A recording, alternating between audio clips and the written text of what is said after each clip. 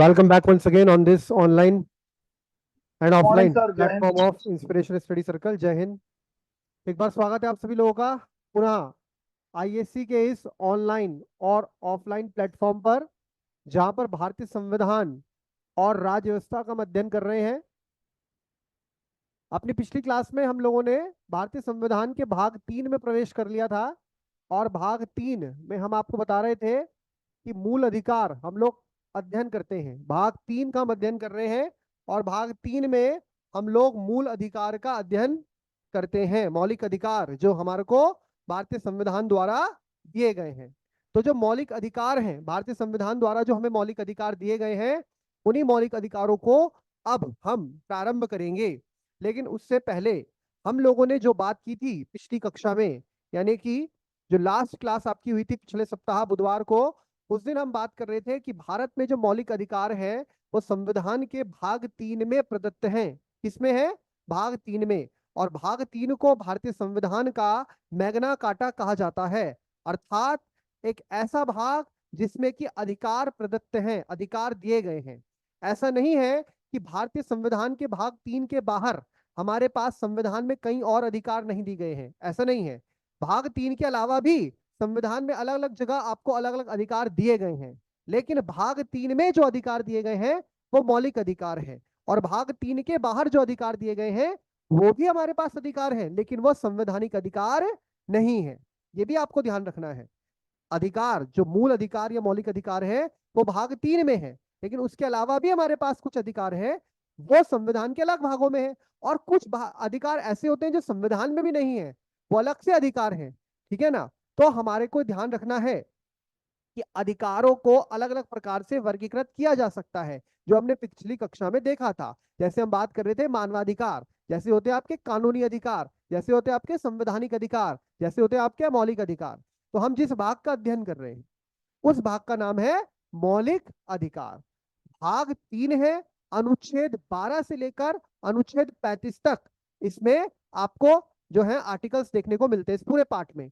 और इसमें भी मैंने आपको बताया था शुरुआत के अनुच्छेद 2 छोड़ दीजिए और आखिर के 3 अनुच्छेद छोड़ दीजिए, यानी शुरू के 2 अनुच्छेद यानी 12 और 13 इसको छोड़ दीजिए और आखिर में 33, 34 और 35 छोड़ दीजिए। इनमें कोई मूल अधिकार नहीं है, इनमें कोई मूल अधिकार नहीं है। इनमें क्या है फिर? इनमें मूल अधिकार से संबंधित उससे इतर बातें हैं। तो फिर हमारे वास्तविक रूप से जो अधिकार स्टार्ट होते हैं वो कहां से होते हैं? 14 से। कहां से स्टार्ट होते हैं? अनुच्छेद 14 से। अभी तो भाग तो स्टार्ट होता है ये पूरा अनुच्छेद 12 से, लेकिन 12 में राज्य की परिभाषा है, 13 में विधि बताई गई है। तो 14 से हमारे मूल अधिकार शुरू होते हैं। दूसरी बात, मूल अधिकारों के बारे में हमें यह बात भी स्पष्ट है कि मूल अधिकार जो हमें दिए गए हैं संविधान में, मूल संविधान में, अर्थात 26 जनवरी 1950 को, उस समय उन अधिकारों के जो प्रकार थे वो कितने प्रकार के थे? 7 प्रकार के। कितने प्रकार के थे? 7 प्रकार के, 7 टाइप्स। लेटर ऑन अमेंडमेंट के माध्यम से हमारे पास जो एक अधिकार था, कौन सा अधिकार? संपत्ति का अधिकार, यानी राइट टू प्रॉपर्टी। वो हमारे पास अधिकार था, आज भी है, लेकिन वह पहले मूल अधिकार था अर्थात मौलिक अधिकार था। आज वो संवैधानिक और कानूनी अधिकार है। अधिकार तो आज भी है, लेकिन उसकी प्रकृति बदल गई है। आज उसकी प्रकृति मौलिक अधिकार वाली नहीं रही। तो मौलिक अधिकार केवल उन अधिकारों को कहा जाएगा जो संविधान के भाग 3 में है, और ये अधिकार बहुत ही ज्यादा आवश्यक है। क्या आवश्यकता होती है मौलिक अधिकारों की? क्या महत्व है इनका? क्या महत्व है मौलिक अधिकारों का? मौलिक अधिकार किसी भी व्यक्ति के संपूर्ण विकास के लिए, ओवरऑल डेवलपमेंट के लिए आवश्यक है। ठीक है? मौलिक अधिकार किसी भी व्यक्ति के संपूर्ण development, complete development, holistic development के लिए आवश्यक है। चाहे वो भौतिक विकास हो, चाहे वो बौद्धिक विकास हो, चाहे वो नैतिक विकास हो, चाहे वो आध्यात्मिक विकास हो। अगर किसी व्यक्ति का संपूर्ण विकास करना है तो उसको कुछ अधिकार दिए जाने चाहिए जो कि गारंटेड हो, जो कि सुरक्षित हो, जो कि सुनिश्चित हो, जिनके पीछे लीगल बैकिंग हो। इसीलिए आप समझते हैं संविधान का भाग 3 हमारे लिए बहुत ज्यादा महत्वपूर्ण हो जाता है। अब आप लोगों को मैं बोलना चाहूंगा कि अगले 2, ढाई, 3 महीने आप लोग बहुत ज्यादा जो है सतर्क रहिए, बहुत ही आप गंभीरता से पढ़ाई कीजिए। जो भी विषय आप पढ़ रहे हैं, पॉलिटी पढ़ रहे हैं तो पॉलिटी, हिस्ट्री पढ़ रहे हैं तो हिस्ट्री, ज्योग्राफी पढ़ रहे हैं तो ज्योग्राफी। ठीक है, एक दिन में 2 विषय से ज्यादा मत पढ़िए आप, मतलब क्लासेस तो आपकी 4-5 चलती होंगी, लेकिन अपने स्तर पर जब आप रिवीजन कर रहे हैं, एक टाइम पर 2 विषय पढ़िए। एक टाइम पर 2 से ज्यादा पढ़ेंगे तो हौच-पौच हो जाएगा। मतलब आप हो सकता है 2 घंटे पॉलिटी पढ़ रहे हैं तो 2 घंटे हिस्ट्री पढ़ लीजिए, या 2 घंटे आप जो है हिस्ट्री पढ़ते हैं, 2 घंटे ज्योग्राफी पढ़ लीजिए, पर आप पढ़ते जाइए। पेपर आपका जुलाई में है, उत्तराखंड जो पीसीएस है आपको पता है, और यूपीएससी का आपका पेपर जून में है। और इसके अलावा भी जो बहुत सारे पेपर, जैसे उत्तर प्रदेश में आरओ वगैरह सब आपको पता है, पोस्टपोन्ड हुए, कैंसिल हुए, पोस्टपोन्ड हुए। आगे later on UPPSC, Madhya Pradesh PCS, आगामी 3-4 महीने अब लगातार परीक्षाएं हैं, ठीक है ना। और अभी उत्तराखंड पीसीएस आ रखा है, अगले साल उत्तराखंड पीसीएस शायद आए ना। फिर 2027 में जब चुनाव होगा विधानसभा का, और उत्तर प्रदेश में भी आपको पता है 27 में चुनाव है, तो 26 में आएगा फिर पीसीएस। तो अभी यह है मौका, ढंग से पढ़ लीजिए, सही ढंग से पढ़िए इस टाइम। कोई भी आप लोगों को इस टाइम पढ़ाई में कोताही नहीं बरतनी है, ध्यान से पढ़िए इस टाइम, एक एक चीज को समझिए। क्वेश्चन अब ऐसे नहीं आते कि बस इस अनुच्छेद में क्या है और उस अनुच्छेद में क्या है, अब कंसेप्चुअल क्वेश्चन आती है। सीडीएस का पेपर उठा के देखिए, आप पॉलिटी के क्वेश्चन उठाइएगा, सीडीएस के आप आपसे क्वेश्चन सॉल्व हो रहे हैं कि नहीं हो रहे। आप सीडीएस का पेपर देखिएगा, क्या आपसे ज्योग्राफी के क्वेश्चन सॉल्व हो रहे हैं नहीं हो रहे। अगर आपसे प्रश्न सॉल्व हो रहे हैं तो ही आपका पढ़ने का कोई समझने का तरीका है कि आप समझ पा रहे हैं, सही तरीके से समझ रहे हैं। अगर नहीं कर रहे हैं तो या तो टीचर के एंड में दिक्कत है या फिर आपके एंड पे दिक्कत है, कहीं ना कहीं तो दिक्कत है। तो पढ़ाई का मतलब तब है जब हमसे प्रश्न सॉल्व हो रहे हैं। हालांकि कुछ प्रश्न ऐसे होते हैं जो वेग होते हैं, बहुत वेग होते हैं, वो आपसे हिलेंगे नहीं। लेकिन अगर 10 में से आप 6-7 प्रश्न भी नहीं कर पा रहे हैं तो फिर कहीं ना कहीं कमी है किसी स्तर पर। तो आप कोई भी चीज पढ़ रहे हैं उसको ढंग से पढ़िए। अब पेपर बनने का तरीका, कंपटीशन बहुत बढ़ रहा है, लगातार बढ़ रहा है। हर साल अलग अलग प्रकृति के जो है प्रश्न आ रहे हैं, ऐसे ऐसे क्षेत्रों से प्रश्न आ रहे हैं कि आप समझिए सिलेबस से बाहर, बहुत आंतरिक तरीके से भी। आप इतिहास के प्रश्न देखिए, सबसे ज्यादा अजीब से आते हैं। हिस्ट्री में प्रश्न बहुत ही अलग अलग तरह के आ रहे हैं। प्राचीन भारत में देखिए, आधुनिक भारत में देखिए, आधुनिक भारत के तो फिर भी आते हैं, लेकिन आधुनिक भारत के लगातार कम हो रहे हैं प्रश्न। अब प्राचीन भारत का बहुत ज्यादा दायरा बढ़ गया है। एक टाइम पे होता था प्राचीन भारत मत पढ़ो, मध्यकालीन मत पढ़ो, आधुनिक पढ़ लो, काम हो जाएगा, बेड़ा पार हो जाएगा। अब नहीं होगा। अब प्राचीन भारत से प्रश्न आ रहे हैं, फिर मध्यकालीन से आ रहे हैं, तब आधुनिक से आ रहे हैं। तो आप देखिए प्रकृति बदल रही है। पॉलिटी में भी क्वेश्चन आपके कैसे आ रहे हैं, लेटेस्ट से कोई चीज जो चल रही है, जो पिछले 1-1.5 साल में चल रहा है आपका घटनाक्रम, उसको पकड़ लीजिए। आप उससे संबंधित सारा स्टैटिक पोर्शन आप तैयार रखिए। जैसे अनुच्छेद 21 हम पढ़ेंगे, तो इस बार अनुच्छेद 21 का, पिछली बार भी हमने पढ़ा था, सारे वो अधिकार लिखे जो सुप्रीम कोर्ट ने बताए हैं। और अब अनुच्छेद 21 में उसका दायरा बढ़ता जा रहा है, यानी कि जलवायु परिवर्तन से संरक्षण का भी आपका एक मौलिक अधिकार है। दुकान में हम काम करते हैं, जो साड़ी कपड़े वाले काम करते हैं रेडीमेड, और जो आप जो होलसेलर जाते हैं ना, आप कपड़े देखने जाते हैं, साड़ी की दुकान में जाते हैं, कोई कपड़ा देखने जाते हैं, ठीक, जैसे कोट पैंट का कपड़ा देखने गए, तो वहां पे जो लोग खड़े रहते हैं, वो खड़े रहते हैं, वो खड़े ही रहते हैं, या सेल्स बॉय सेल्स गर्ल खड़े रहते हैं। उसके ऊपर भी सुप्रीम कोर्ट ने बोल दिया है कि उनको चेयर दी जानी चाहिए, उनका बैठने का अधिकार है, वो उनका अनुच्छेद 21 के तहत मौलिक अधिकार है। तो अब देखो कहाँ कहाँ मौलिक अधिकार, उसका दायरा बढ़ता जा रहा है। तो इस बार हम जब उसको पढ़ेंगे, तो अभी तक जो लेटेस्ट डेवलपमेंट हो गया है अनुच्छेद 21 में, तो ये आपको ध्यान से समझना है। फिर वहीं से ज्योग्राफी का चीज रिलेट कर देनी है। जैसे आपको पता है ग्रेट इंडियन बस्टर्ड, राजस्थान और गुजरात में जो वो पक्षी पाया जाता है, उसकी लगातार क्या हो रही है, खत्म होता जा रहा है, उनकी जो आबादी है वो कम होती जा रही है। अब उसके पीछे ज्योग्राफिकल एंगल, ज्योग्राफी से भी क्वेश्चन आ सकता है कि ये ग्रेट इंडियन बस्टर्ड कहाँ पाई जाती है। पता है पहले उसको भारत का राष्ट्रीय पक्षी बनाया जा रहा था, बाद में हमने राष्ट्रीय पक्षी बदल दिया, मोर कर दिया, पहले उसको बनाए जाने की बात चल रही थी। तो फिर ये पक्षी कहाँ पाया जाता है, क्यों इसकी समाप्ति होती जा रही है। इसकी जनसंख्या नियंत्रण, इसकी जनसंख्या को बढ़ाने के लिए, क्योंकि बहुत कम हो गई है, बढ़ाने के लिए क्या प्रयास चल रहा है, ये मामला सुप्रीम कोर्ट में भी चल रहा है। तो फिर ज्योग्राफी का भी क्वेश्चन तैयार हो रहा है और पॉलिटी का भी क्वेश्चन तैयार हो। अधिकार से संबंधित आएगा तो पॉलिटी में आ जाएगा, उसके प्रवास से संबंधित आएगा तो ज्योग्राफी में आ जाएगा। तो कोरिलेट करके आपको चीजों को पढ़ना है। अब वो वाली बात नहीं रही कि रट रट के पढ़ रहे हैं और अनुच्छेद याद कर रहे हैं, ऐसे तो नहीं होगा। ढंग से कंसेप्ट समझना है, कंसेप्चुअल क्वेश्चन में तो बुद्धि काम करनी चाहिए तीव्र तरीके से।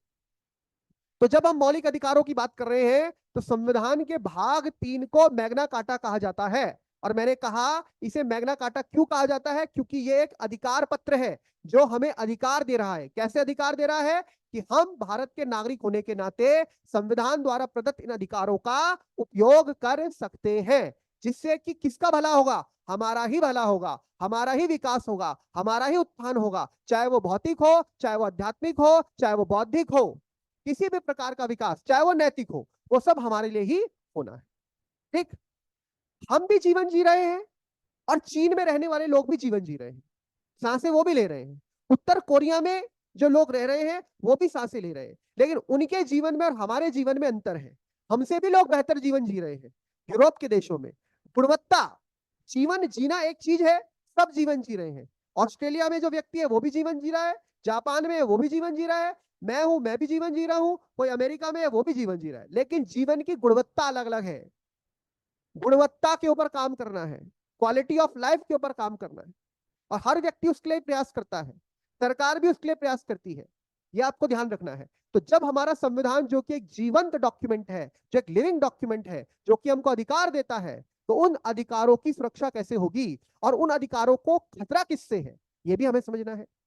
यही तो मेन बात है। हमने इतना लंबा राष्ट्रीय आंदोलन चलाया, हमने इतने सारे संघर्ष किए, आज भले ही हमारा देश और हमारे देश के लोग उन संघर्षों को भूल रहे हैं, आज की आबादी भूल रही है, लेकिन ये आजादी इतनी सस्ती नहीं थी। इसमें 18 साल, 20 साल, 21 साल के हमसे बहुत छोटे नौजवानों ने, खुदीराम बोस, भगत सिंह, चंद्रशेखर आजाद, कई लोगों ने अपने प्राणों की आहुति दी, तब जाके स्वतंत्रता मिली। तो क्या हमारा उद्देश्य था, क्या ऑब्जेक्टिव था, कैसे भारत की कल्पना करते थे, वो हमने प्रस्तावना में देखा। और फिर भारत के लोगों को क्या अधिकार दिए जाने चाहिए, स्टेट की अथॉरिटी क्या होनी चाहिए, स्टेट का वर्क क्या होना चाहिए, क्या हमें पुलिस स्टेट चाहिए या रूल ऑफ लॉ चाहिए। तो ये सारी बातों को ध्यान में रखते हुए हमें संविधान के भाग 3 का अध्ययन करना होता है। तो आप बहुत दिनों बाद आइए मैडम, कहां थी आप, एग्जाम चल रहे थे, अच्छा। तो संविधान के भाग 3 में हमने क्या समझा था, संविधान का भाग 3 हमने इसके बारे में कुछ पढ़ा था, क्या पढ़ा था?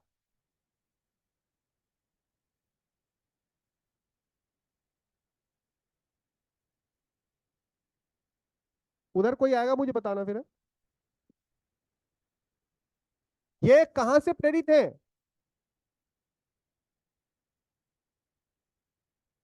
United states of America. भाई देखो, यूएसए जो है वो दुनिया का पहला देश है जिसने मूल अधिकारों को, जिसने मौलिक अधिकारों को एक दस्तावेज के रूप में, लिखित रूप में अपने नागरिकों को प्रदान किया। USA is the first country in the world which provided the fundamental rights as a document in a written form to their citizens. However, हालांकि fundamental rights were not mentioned in the original Constitution of United States. मूल अधिकार America के संविधान में जो थे वो original form में नहीं थे। जो अमेरिका का संविधान है, अमेरिका आजाद हुआ था 1776 में, ये लंबा संघर्ष चला उनका, और 1789 में अमेरिका का संविधान लागू हुआ। लेकिन उस संविधान के लागू होने के समय जब वो संविधान समझ में आया, सामने आया, बन के तैयार हुआ, उसमें मूल अधिकार ही नहीं थे। तो वो मूल अधिकार आए कब? अमेरिका में फिर इसके लिए हुआ संविधान संशोधन। उनको लगा हमने इतना बड़ा, हमने डॉक्यूमेंट तो बना दिया, कॉन्स्टिट्यूशन तो बना दिया, उसमें राइट्स नहीं डाले, और फिर उन्होंने अमेंडमेंट किया और वो लेके आए बिल ऑफ राइट्स। लिखाया था आपको बिल ऑफ राइट्स, और यही बिल ऑफ राइट्स से हमारे अधिकार भी प्रेरित है। बिल ऑफ राइट्स लेके आए और उन्होंने संविधान में धड़ाधड़ संशोधन किए। 1789 से लेके 1791 के बीच में 10 संशोधन हुए बैक टू बैक, और उन्होंने मूल अधिकारों को अपने संविधान में जोड़ा। तो अमेरिका ने मूल अधिकारों को अपने संविधान में जोड़ा, लेकिन हमारे यहाँ तो ऐसी दिक्कत नहीं रही। हमारा संविधान तो इसके तो बहुत सालों बाद बना। हमारा संविधान तो 1946 से तैयार हुआ और 1950 में जाके पूरा लागू हुआ। तो हमारे यहाँ शुरू से ही मूल अधिकार संविधान में थे, तभी तो व्यवस्थित है। मूल कर्तव्य नहीं थे, मूल कर्तव्य मूल संविधान में नहीं थे, मूल अधिकार तो मूल संविधान में शुरू से थे। तो भाग 3 में इनको जगह दी गई और सिस्टमेटिकली बनाया गया संविधान। भाग 1 में क्या, भाग कुछ बोल रही हो, भाग 1 में क्या था, संघ और उसका क्षेत्र। भाग 2 में नागरिकता दी गई और भाग 3 में क्या दिए गए, मूल अधिकार दिए गए। याद रहेगी बात। तो अब मूल अधिकारों की प्रवृत्ति, तो सबसे पहले हमें समझना है मूल अधिकारों की प्रकृति कैसी है। स्टेट इनका नेचर कैसा है, प्रकृति।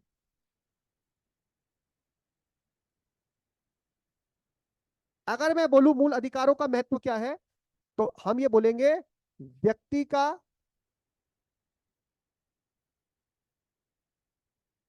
सर्वांगीण विकास। ठीक है साहब। दूसरा, अगर मैं बोलूं कि मूल अधिकारों का क्या महत्व है, तो मैं बोलूंगा कि यह विधि के शासन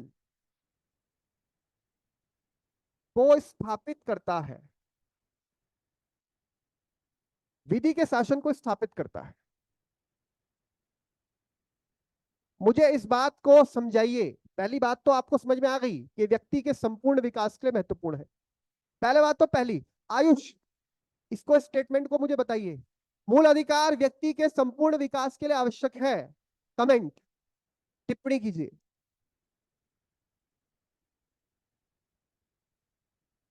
ठीक है, कैसे?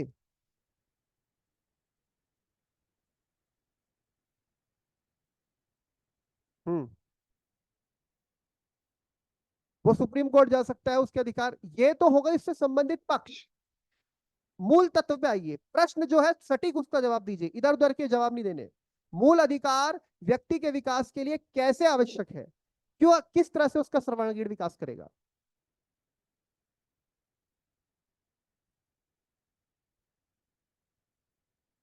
अभी भी आप मुद्दे पे नहीं आ रहे। वो अधिकार देता है, व्यक्ति कोर्ट जा सकता है, ये सब संबंधित पक्ष है। मुझे बताइए कि व्यक्ति के, आप बताइए।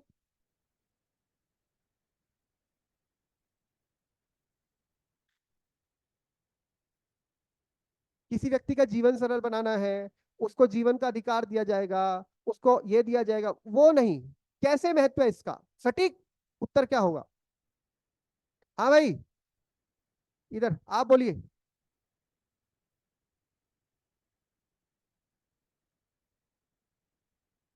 ये बात तो आयुष ने भी बोली, तो भी मैंने उसका उत्तर सही नहीं माना। हाँ, बगल में।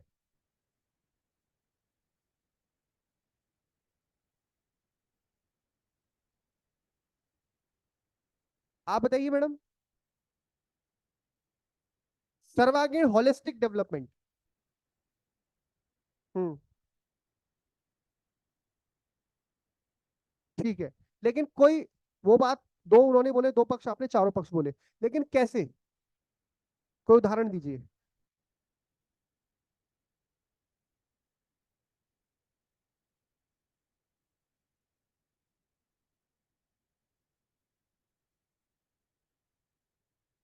आप बताइए।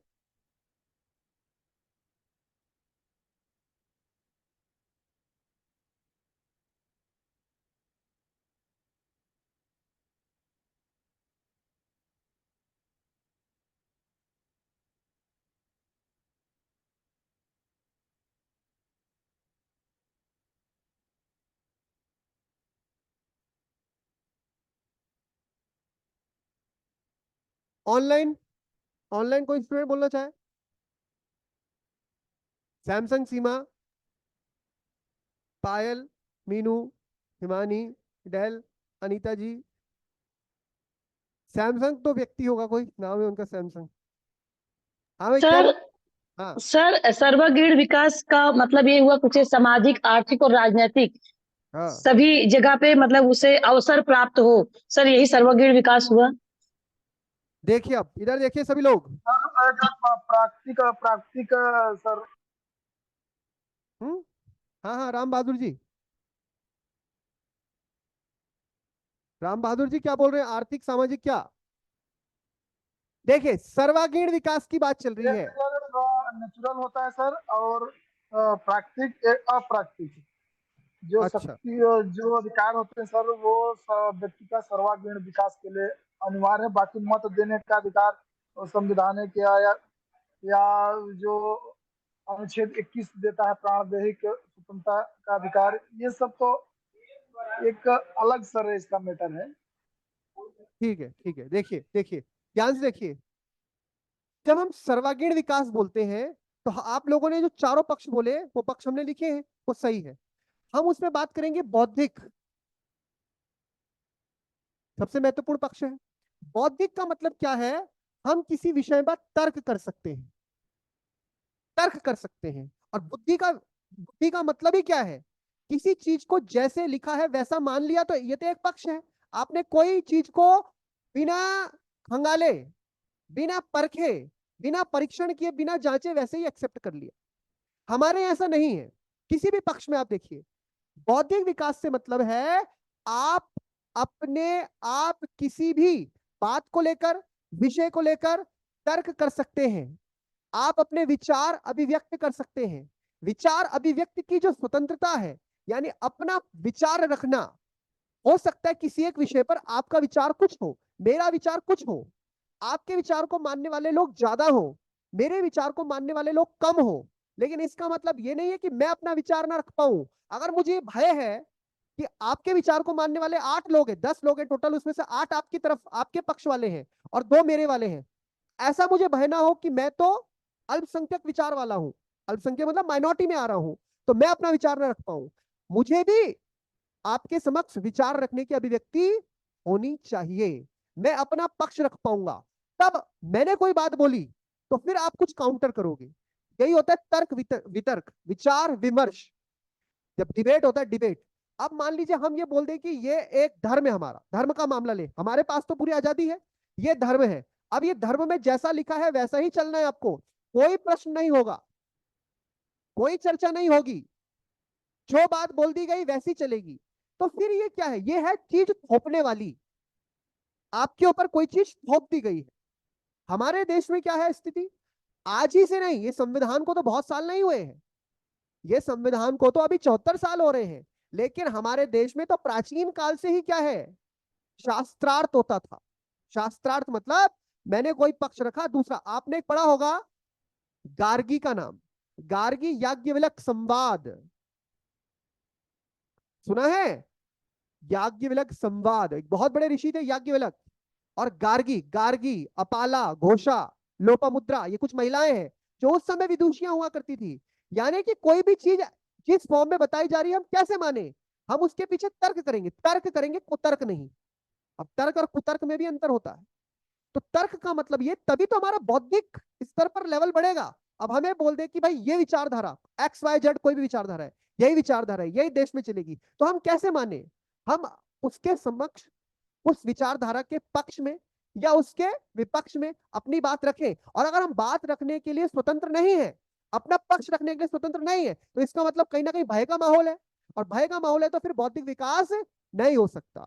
आपको हर विचार को, हर व्यक्ति को, हर अभिव्यक्ति को स्थान दिया जाना चाहिए कानून के दायरे में।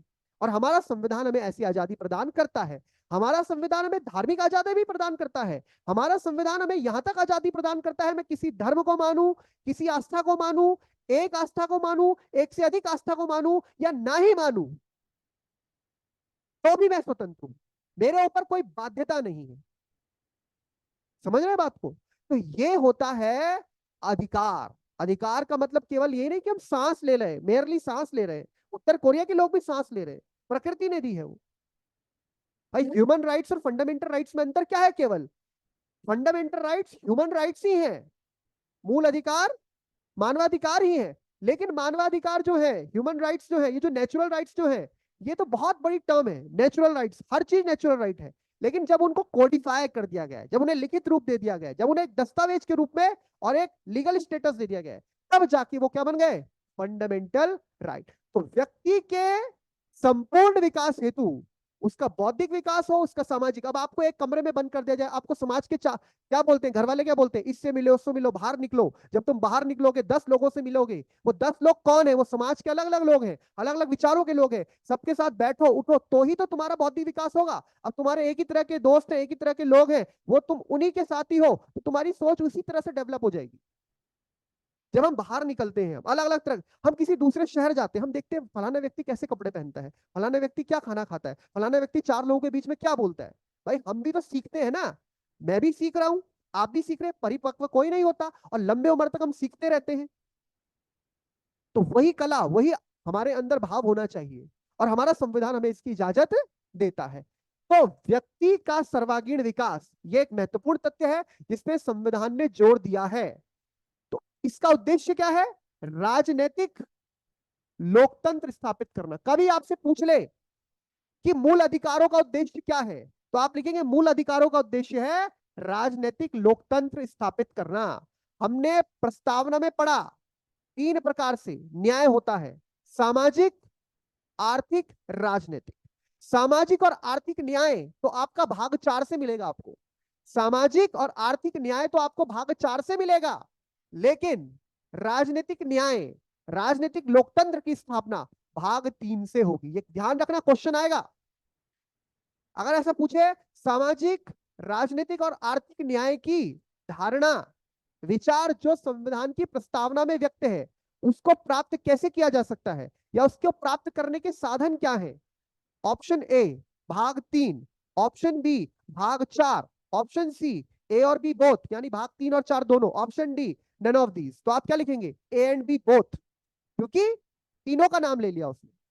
लेकिन अगर राजनीतिक पर फोकस करें तो भाग 3, सामाजिक और आर्थिक पर फोकस करें, इसका मतलब हमारी प्रस्तावना में जो सामाजिक, आर्थिक और राजनीतिक तीनों प्रकार के न्याय हैं, उनकी प्राप्ति के लिए भाग 3 और भाग 4 मिलकर काम करेंगे। इसीलिए माननीय सर्वोच्च न्यायालय ने बोला है भाग 3 और भाग 4 अलग नहीं है, बल्कि भाग 3 और भाग 4 एक ही सिक्के के दो पहलू हैं। यानी एक जो सिक्का होता है, क्वाइन होता है, उसका एक पक्ष होता है हेड, एक पक्ष होता है टेल।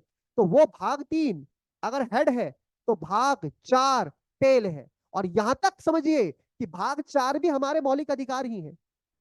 भाग 4 भी हमारे अधिकार ही है, पर मौलिक नहीं। मौलिक शब्द हटा दीजिए वहां से। भाग 4 भी हमारे अधिकार है, पर वो क्या है? वो मौलिक अधिकार नहीं है। भाग 3 में वो अधिकार हैं जो तात्कालिक तौर पे दे दिए गए हैं, और भाग 4 पे वो अधिकार हैं जो राज्य की कृपा पे छोड़ दिए गए हैं कि राज्य उपयुक्त समय आने पर, उपयुक्त संसाधन होने पर अपने लोगों को वो अधिकार उपलब्ध कराएगा। और भाग 3 में वो अधिकार है कि राज्य अभी तत्काल संविधान लागू होने के समय ये अधिकार अपने नागरिकों को दे दे, तुरंत दे दे। आ रही है बात समझ में? भाग 3 और भाग 4 दोनों में अधिकार है, ये बात ध्यान रखिएगा। लेकिन भाग 4 को क्या बोलते हैं? राज्य के नीति निर्देशक सिद्धांत, उसमें भी हमारे अधिकार हैं और 3 में भी अधिकार है। पर अंतर क्या है दोनों में? भाग 3 वाद योग्य है, जस्टिसएबल है, न्यायालय जाया जा सकता है। भाग 4 में न्यायालय नहीं जा सके। भाग 3 तत्काल प्रभाव से मिले, संविधान लागू होते ही साथ। भाग 4 राज्य के विवेक पर छोड़ दिए गए, राज्य की कृपा पर छोड़ दिए गए। राज्य को जब समय लगेगा, जब उपयुक्त होगा, संसाधन होंगे, तो राज्य उपलब्ध कराएगा। लेकिन समानता क्या है कि जब दोनों आप महत्व देखेंगे, दो मतलब 3 और 4 भाग को साथ पढ़ेंगे, तो उन सबको मिलाकर हमें क्या प्राप्त होता है? जो प्रस्तावना में हमारा उद्देश्य है। प्रस्तावना क्या बोल रही है? हमें भारत में सामाजिक, आर्थिक और राजनीतिक लोकतंत्र स्थापित करना है, लोगों को न्याय देना। तो दोनों की जब पूर्ति होगी, समझ में आ रहा है अंतर क्या है और समानता क्या है? ध्यान रखना है। तो अब ये तो हमारा पॉइंट हो गया। अब सबसे इंपॉर्टेंट पॉइंट पे हम डिस्कशन करने जा रहे हैं, फिर हम अभी नोट मेकिंग करेंगे। विधि का शासन को स्थापित करता है। अब मुझे बताइए, विधि के शासन को मौलिक अधिकार कैसे स्थापित करता है? सोच लीजिए, आपको मैं समय दे रहा हूं 2 मिनट का, आपको ये सोचना है, शब्दों को तोड़िए। विधि के शासन को मौलिक अधिकार कैसे स्थापित करता है? सोचिए, अपनी बुद्धि पर, खोपड़ी पे जोर डालिए, खूब दबा के सर सोचिए कैसे। इसमें जो विधि के शासन को स्थापित करता है, इसमें अगर जैसे अगर सभी को अधिकार प्राप्त हैं, तो इसमें कोई किसी के अधिकारों का हनन नहीं कर सकता और समाज में किसी के अधिकारों का हनन नहीं हो सकता है और समाज में एक सामाजिकता बनी रहेगी, समानता बनी रहेगी और शोषण नहीं फैलेगा। ठीक है, आप कौन? आपका नाम? आवाज थोड़ी सर सी लग। प्रियंका रावत। अच्छा, नहीं आवाज तो। प्रियंका, आप ऑनलाइन आई आज? सर हाँ जी।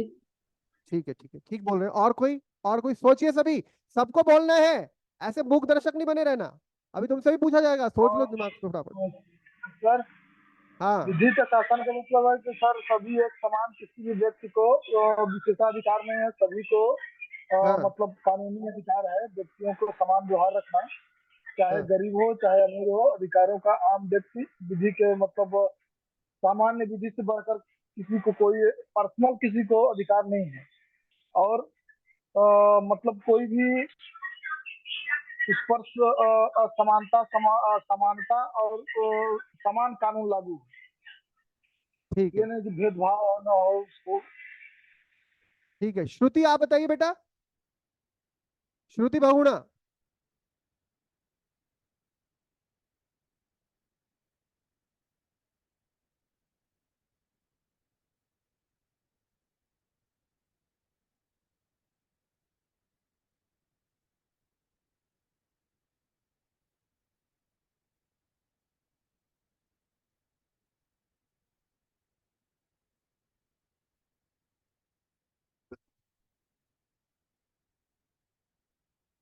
विधि के शासन से क्या समझते हैं आप, आयुष?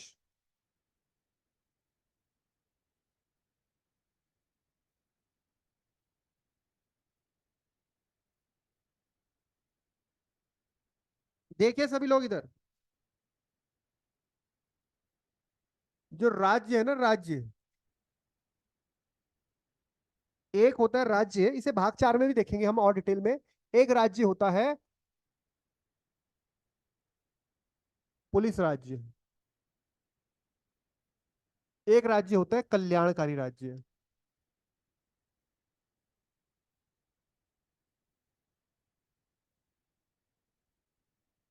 ठीक, ये है संविधान,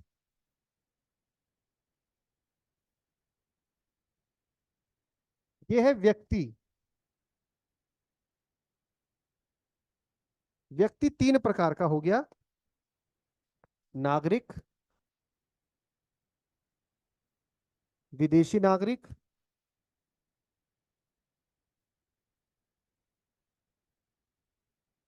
और कानूनी व्यक्ति। जैसे कोई कंपनी या कॉरपोरेशन एक्सेट्रा। राज्य जो होता है, राज्य स्टेट, तो एक तरफ राज्य है, ठीक, दूसरी तरफ संविधान है, ये संविधान है, ये राज्य है। राज्य की स्थापना हमसे ही हुई है, हमारे लिए ही हुई है।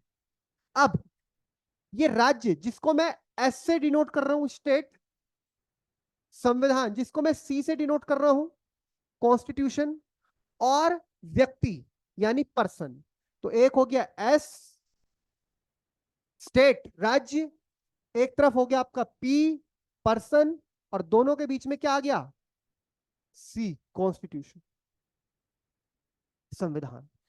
अब ये संविधान कैसा राज्य स्थापित करता है, हमारे भारत की क्या कल्पना है, भारत कैसा राज्य है? भारत कोई पुलिस राज्य नहीं है, भारत कैसा राज्य है, कल्याणकारी राज्य। कल्याणकारी राज्य मतलब राज्य जो कार्य करे वो किसके विकास के लिए करे, किसके उत्थान के लिए करे, अपनी प्रजा, प्रजा मतलब हम लोगों की, जनता के उत्थान के लिए। आ रही है बात समझ में? राज्य जो कार्य करे जनता, राज्य कोई भी नीति बनाएगा, राज्य कोई भी कानून बनाएगा, राज्य कोई भी स्कीम निकालेगा, वो सब किसके हित में होना चाहिए, जनता के हित में होना चाहिए। भाग 4 में भी इसको और डिटेल में देखेंगे। अब कल्याणकारी राज्य की जो परिभाषा है, इसका मतलब हमें यहां पर 2 उद्देश्य पूरे करने हैं। कल्याणकारी राज्य बनाना है, जनता के हित में काम करना है। लेकिन क्या हो अगर जो लोग राज्य को चलाने वाले हैं, जिनको सामान्यतः हम सरकार बोलते हैं, वो संविधान के आदर्शों निर्देशों के अनुरूप शासन न चलाएं? क्या हो कि सरकार मनमाने तरीके से, जिसको हम बोलते हैं कि एनार्की स्टैब्लिश करना, अपने तरीके से, भाई सरकार आपने चुन के भेजी, अब जैसे नारा लगा 400 पार 400 पार, 400 सीटें दे दी, अब आपने बहुमत दे दिया, ठीक है, लेकिन ये कौन सुनिश्चित करेगा कि जिस पार्टी को, कोई भी पार्टियों की नाम नहीं लेंगे, कोई गठबंधन जो कि सत्ता में आया, जो सत्ता में आया मतलब पावर में आया, अब पावर में आया तो पावर का मतलब क्या है, सारे रिसोर्सेज जो देश के हैं, संसाधन, वो उसके हाथ में है, वो संसाधन हमारा है, जनता का है, लेकिन जनता के बिहाफ पर उसके ऊपर निर्णय कौन लेगा कि किसको देना है, ऑक्शन करना है, वॉटेवर? सरकार। सरकार जनता ने चुनी, अब वो पावर में आ गई। अब वो सरकार जो भी कार्य करेगी, ये कौन सुनिश्चित करेगा कि वो जनता के हित में करेगी? तो यानी कि रिसोर्सिस का बंटवारा कैसे होगा, नीतियां जो बनेगी वो जनता के हित में बनेगी। कोई एक चीज तो होनी चाहिए ना जो सरकार को चेक करे, सरकार की शक्तियों को कंट्रोल में रखे, सरकार की शक्तियों को नियंत्रण में रखे। और सरकार की बजाय यहां शब्द प्रयोग किया जाएगा राज्य। तो राज्य की शक्तियां असीमित हैं या सीमित हैं, यह हमें समझना है। राज्य की शक्तियां सीमित हैं। राज्य की शक्तियों को सीमित कौन करता है? संविधान। लेकिन राज्य की शक्तियां किस लिए सीमित है? सरकार सड़क बनाए, पुल बनाए, संसाधन सब कुछ है, लेकिन मेन मुद्दा क्या है? राज्य का निर्माण ही किससे हो रहा है? 4 तत्व हैं, भूभाग, उसकी रक्षा करना, एक एक इंच की रक्षा करना सरकार का दायित्व है। जनता का कल्याण करना सरकार का दायित्व है। सरकार थर्ड खुद ही है जो जनता के बिहाफ पे आई है। और चौथी चीज है आपकी संप्रभुता। संप्रभुता के तहत ही सरकार ये सब कार्य करती है, अपनी आंतरिक और बाह्य जो स्वतंत्रता है।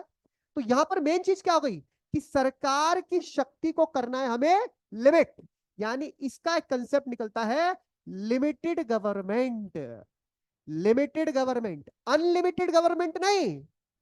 आपके पास शक्ति है, मैं प्रधानमंत्री हूं तो मेरे कंट्रोल में सीबीआई है, मेरे अंडर ईडी है, मेरे अंडर सब कुछ है, इनकम टैक्स मेरे अंडर, मैं प्रधानमंत्री हूं, सारी ताकत है मेरे पास, आर्मी मेरे ऑर्डर पे काम करेगी। पर मैं कोई ऐसा आदेश नहीं दे सकता ना, जो भी आदेश देने, जितने बड़े पद पर हूं उतनी ज्यादा जिम्मेदारी। क्योंकि मेरे एक निर्णय से, मैंने कुछ बोला, आपने कुछ बोला, इन्होंने कुछ बोला, हमें क्या फर्क पड़ता है? मैंने कुछ बोला, ये बुरा मान गए, ये बुरा मान गए, क्या फर्क? सरकार, प्रधानमंत्री एक गलत निर्णय ले ले, 140 करोड़ लोग प्रभावित हो। या एक दो व्यक्ति की बात नहीं है, 1 लाख 1 करोड़ की बात भी नहीं है। सरकार की एक नीति का असर सोचिए, हम 140 करोड़ लोगों पे, तो उस लेवल पर जो डिसीजन लेगा, उस लेवल पर जो काम करेगा, तो उसके लिए उसी तरह की बुद्धिमत्ता भी चाहिए, उसी तरह का एक्सपर्टीज भी चाहिए। और फिर जब इतनी पावर है, तो हम ये टर्म भी तो पढ़ते हैं, एब्सोल्यूट पावर करप्ट्स एब्सोल्यूटली। यानी पावर अगर आपको पूर्ण रूप से दे दी गई, तो आपका दिमाग क्या हो सकता है? खराब भी हो सकता है। खराब इन द सेंस लगे ओहो अभी तो अहम ब्रह्मास्मि, मैं ही हूं ब्रह्मा, ऐसा ना हो जाए। तो बार बार याद दिलाया जाएगा संविधान ऊपर है, और संविधान ने एक सुरक्षा कवच बनाया है। अब हम बोले हमारी सरकार आ गई, हमारे सीट आ गई इतनी, कोई चुनाव नहीं होगा देश में, आज से हम ही सरकार है, हम जब तक है तब तक हमारा शासन, मेरा वचन ही मेरा शासन है। ऐसा हो जाएगा क्या? नहीं, संविधान है। तो यानी कि क्या है? ये है जनता, भोली भाली जनता, आयुष जैसे लोग बैठे हैं, इधर है राज्य, और दोनों के बीच में है संविधान। और इसी संविधान ने जनता को दिया है एक सुरक्षा कवच, सुरक्षा कवच, शील्ड, जो है आपका मौलिक अधिकार। तो मौलिक अधिकार क्या है? हमारे लिए एक सुरक्षा कवच की भांति है। मौलिक अधिकार क्या है हमारे लिए? सुरक्षा कवच। यानी ये मौलिक अधिकार राज्य की शक्ति को सीमित करता है, नियंत्रित करता है। क्या मतलब? राज्य मतलब मौलिक अधिकार बोलता है संसद हो, विधानमंडल हो, कोई भी ऐसा कानून नहीं बनाएंगे जिससे जनता के ऊपर कोई नकारात्मक प्रभाव जाए। जनता के हित के साथ समझौता नहीं हो सकता। दूसरी बात, संसद हो या सरकार हो, कोई भी ऐसा आदेश नहीं देंगे। तो संसद, विधायिका को रोका उसने, और साथ ही साथ किसको रोक दिया? कार्यपालिका को भी, कि कार्यपालिका कोई ऐसा आदेश न दे जो कि जनता के हित को नकारात्मक रूप से प्रभावित करता हो। सकारात्मक काम करने के लिए तो आप आए हैं, नकारात्मक रूप से प्रभावित नहीं कर सकते। यानी पुलिस आर्बिट्रेरली अगर हमें गिरफ्तार कर रही है, पकड़ रही है, मार रही है, पीट रही है, तो ऐसा नहीं चलेगा।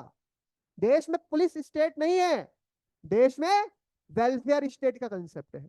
लोगों के वेलफेयर के काम होना चाहिए, लोगों के राइट्स प्रोटेक्ट होने चाहिए। तो वो राइट्स जो है, हमारे जो अधिकार है, वो अधिकार हमारे लिए एक सुरक्षा कवच है। और यही सुरक्षा कवच सरकार की शक्तियों को क्या करता है? सीमित करता है। सरकार मनमाना काम नहीं कर सकती ना। मनमाना क्यों नहीं कर सकती? क्योंकि हमारे पास क्या है? मूल अधिकार है, और वो मूल अधिकार हमारे लिए कवच का काम कर। मैंने अपराध किया, मर्डर किया, तब तो मुझे पुलिस पकड़ेगी।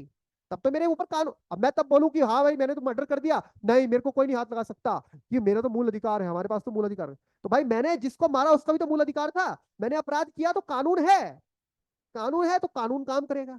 तो यहां पर आपको ध्यान रखना है इसका कंसेप्ट सबसे पहले क्या है, जो हमने पूरा कंसेप्ट, लिमिटेड गवर्नमेंट, दूसरा हमने बोला कानून का शासन, मेरा वचन ही मेरा शासन है नहीं चलेगा, कानून का शासन चलेगा, कानून से ऊपर कोई नहीं है, तेरा मेरा उसका इसका किसी का नहीं, शासन चलेगा कानून का, और कानून की सबसे बड़ी किताब संविधान। तो उसी संविधान ने ये जिम्मेदारी दी कि भाई इसी कानून का दुरुपयोग होके करके कुछ लोग, अभी तो लोगों के ऊपर डिपेंड करते हैं, बाबा साहब ने क्या कहा, मैं कितना अच्छा संविधान बना दूं, दुनिया में कोई कितना अच्छा संविधान बना दे, लेकिन अगर उस संविधान को मानने वाले चलाने वाले लोग सही नहीं है तो संविधान सही काम नहीं कर सकता। संविधान कोई अच्छा बुरा नहीं होता, लोग होते हैं जो उसको चलाने वाले होते हैं कि वो उसको किस तरह से चलाते हैं। तो अगर उस सत्ता पे उस पावर पे बैठे हुए लोग सही तरीके से नहीं चलाएंगे तो फिर दिक्कत आएगी। तो हमें ये सुनिश्चित करना है कि हमारा लोकतंत्र जीवित रहे, हमें सुनिश्चित करना है। तो इसके लिए कौन है, इसकी ये सारी जिम्मेदारी किसको दे दी है, न्यायपालिका। किसको दे दी है, न्यायपालिका। तो न्यायपालिका हमारे फंडामेंटल राइट्स को प्रोटेक्ट करने की जिम्मेदारी, सेफगार्ड करने की जिम्मेदारी किसके पास है, आ रही है बात समझ में। कोई भी सरकार आती है, कोई भी सरकार हो, करती है जनता के हित में ही काम है, लेकिन हमें यह भी ध्यान रखना है कि सरकारों को शक्ति जो दी गई है वो शक्ति जनहित में कार्य करने के लिए, लोगों के हित में काम करने के लिए। आप उस शक्ति का अगर गलत प्रयोग करते हैं या अपने को समझते हैं कि हम सर्वशक्तिमान हैं, तो ऐसा नहीं, क्योंकि हमारा देश क्या है, एक लोकतांत्रिक देश है, और हमारे देश में संविधान सर्वोपरि है, ना तो संसद सर्वोपरि है ना विधायिका सर्वोपरि है। यहां तक कि न्यायपालिका को भी जो कार्य उसके ऊपर तो जिम्मे उसके ऊपर तो अतिरिक्त दायित्व है कि उसको तो दोनों को भी देखना है, चेक एंड बैलेंस करना है, साथ ही साथ अपनी सीमाएं भी तय रखनी है। भाई आप क्यों, आपको परीक्षण का काम दिया तो आप भी थोड़ा कहीं अपनी सीमाएं लांग देंगे, आपका भी शासन थोड़ा है, जुडिशरी, हम ये थोड़ा जुडिशरी से। अब आप देखिए जो हम आपको बात कर रहे थे पिछले उसमें कि भाई जो अनुच्छेद 21 है बहुत इंपॉर्टेंट है, राइट टू मैरिज की बात आ रही थी, एलजीबीटी कम्युनिटी की बात आ रही थी। सुप्रीम कोर्ट ने बोला एलजीबीटी कम्युनिटी, अभी पीछे आदेशों में अब सरकार सुप्रीम कोर्ट ने क्या बोला है, साथ रह सकते हैं, और ये जो गे हैं लेस्बियन है ये सेम सेक्स वाले साथ रह सकते हैं, जो सेम सेक्स अट्रैक्शन रखते हैं, लेकिन इनको शादी का अधिकार नहीं। अब सुप्रीम कोर्ट बोल देती हाँ तुम्हें शादी का अधिकार देते हैं, तो कहीं ना कहीं ये कहा, कोर्ट ने क्या बोला, अगर हम ये बोलते हैं कि तुमको शादी का अधिकार दिया जाता है या तुम्हारे को शादी जैसी मान्यता दी जाती है, तो ये कहीं ना कहीं क्या होगा कि जुडिशरी वो काम कर रही है जो काम विधायिका का है। भाई किसी के शादी के संबंध में कानून बनाना, नियम कायदे कानून, ये काम किसका है, ये काम संसद का है, विधायिका का काम है, ना कि न्यायपालिका का। तो न्यायपालिका ने बात किस पे ऊपर छोड़ दी, सरकार के ऊपर, संसद के ऊपर। संसद कानून बनाए, अब कल के दिन संसद कानून बना देगी इसके ऊपर, उनको भी अगर ये अधिकार मिल जाता है कि विवाह कर सकते हैं, विवाह जैसे इंस्टीट्यूशन में आ सकते हैं, तो फिर किसने रोका है। पर न्यायपालिका ने अपने आप इस तरह से इनिशिएटिव नहीं लिया, क्योंकि अगर ऐसा होता है तो भी लोकतंत्र में आलोचना होती है, क्योंकि अगर ज्यादा जुडिशरी एक्टिव होती है, एक पढ़ेंगे जुडिशियल एक्टिविज्म, वो तो फिर भी ठीक है, जुडिशरी का एक्टिव होना, उसके कान नाक खुले होने चाहिए, आंख खुली होनी चाहिए। लेकिन अगर जुडिशियल ओवररीच हो, हर चीज जुडिशरी बोलती जा रही है, तो फिर यह माना जाएगा कि जुडिशरी हस्तक्षेप कर रही है कार्यपालिका के मामले में और विधायिका के मामले में। तो एक संतुलन बना रहना चाहिए, ना तुम बड़े ना ये बड़े ना ये बड़े, सबसे बड़ा कौन, संविधान, देश का विधान, कानून से ऊपर कोई नहीं, कानून सर्वोपरि। तो ये मौलिक अधिकार क्या कानून को कैसे स्थापित करते हैं, कानून के शासन को, ये समझ में आ गया। क्योंकि मौलिक अधिकार हमारे लिए एक शील्ड का काम करते हैं कि राज्य की जो शक्ति है, ऐसे समझिए कि आपने एक छाता ले रखा है और सूर्य की किरणें आ रही हैं, वो राज्य की जो शक्ति है सूर्य की किरणें हैं, और वो आपका छाता है मौलिक अधिकार, तो वो सीधा आपको पढ़ने से उसे क्या कर रहा है, रोक रहा है, आपको बचा रहा है। ध्यान रहेगी बात। चलिए आ जाइए अब नोट मेकिंग।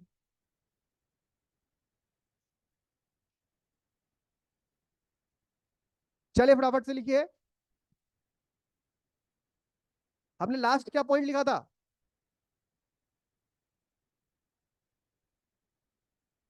क्यों कहते हैं हो गया था क्या क्या,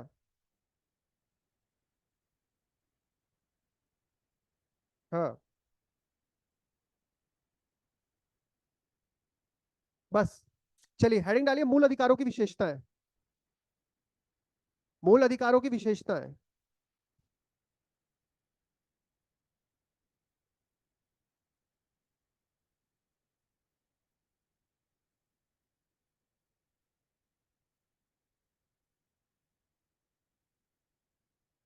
मूल अधिकारों की विशेषताएं।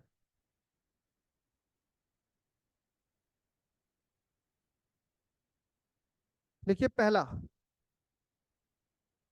मूल अधिकार न्यायोचित है। मूल अधिकार न्यायोचित है।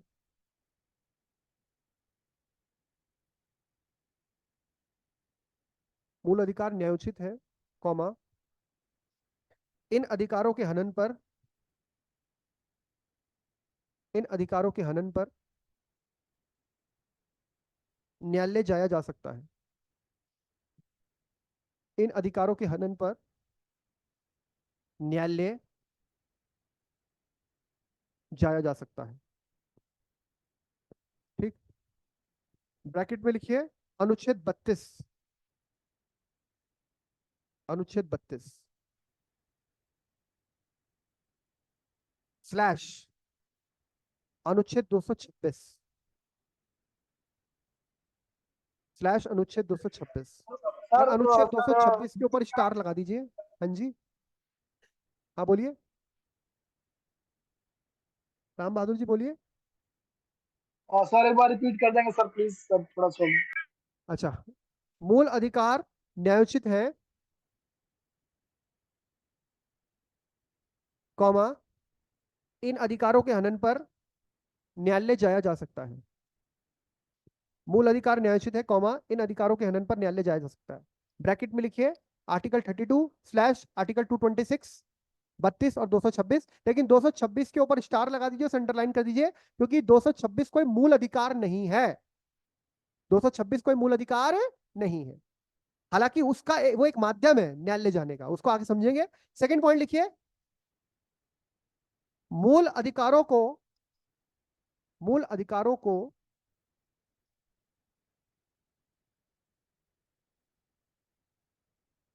सर्वोच्च न्यायालय द्वारा,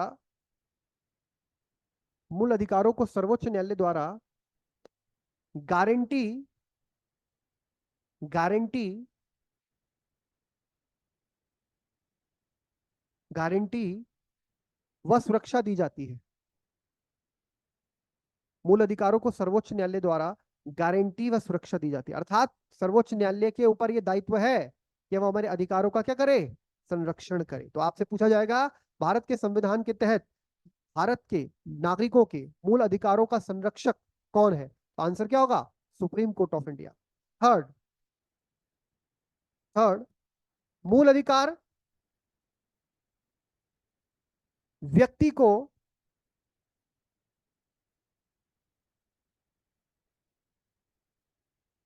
मूल अधिकार व्यक्ति को, कॉमा, राज्य के विपरीत या राज्य के खिलाफ,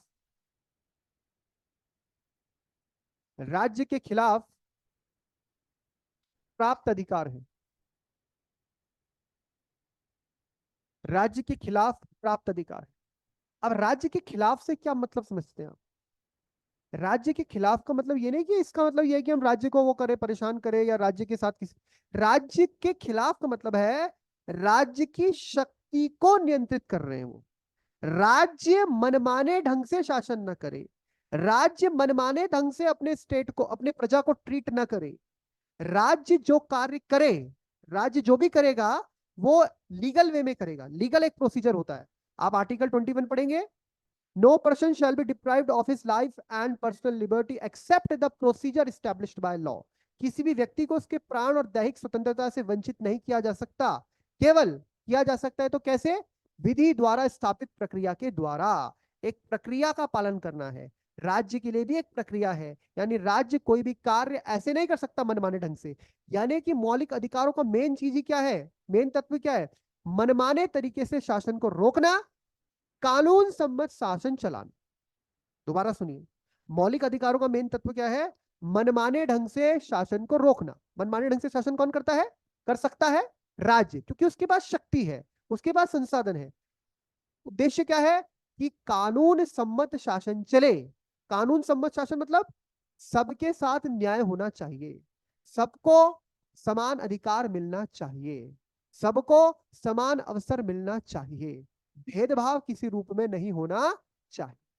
ठीक, आगे लिखिए। मूल अधिकार असीमित नहीं है, असीमित नहीं है मूल अधिकार। अगला पॉइंट है, मूल अधिकार